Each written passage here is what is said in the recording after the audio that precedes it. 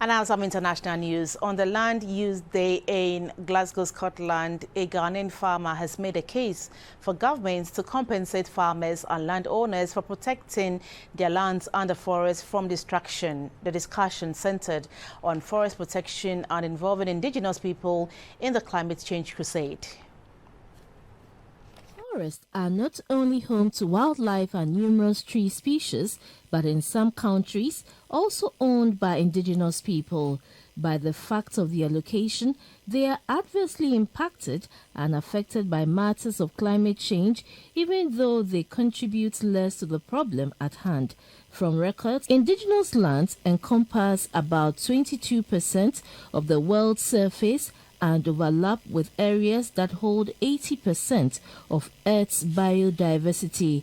Climate change has not only triggered migration, destabilized people, but threatened the livelihoods of local communities.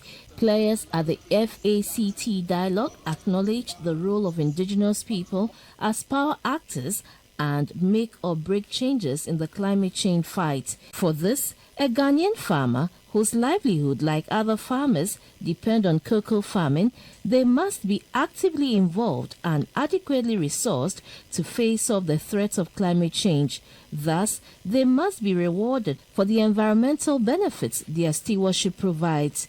On the part of Ghana's government, there would be a traceability and legality assurance system and the collation of farmers' data for support. This system, which will have both a human and remote-centric component, will be linked to the cocoa management system being developed by the Ghana Cocoa Board to have a full database of farm locations and farmers to channel the needed support appropriately and also have the right numbers, making provision for farmer resource allocation, such as the living income differential. Participants agreed that protecting the forest is vital to eliminating climate change, and so must local actors be actively involved.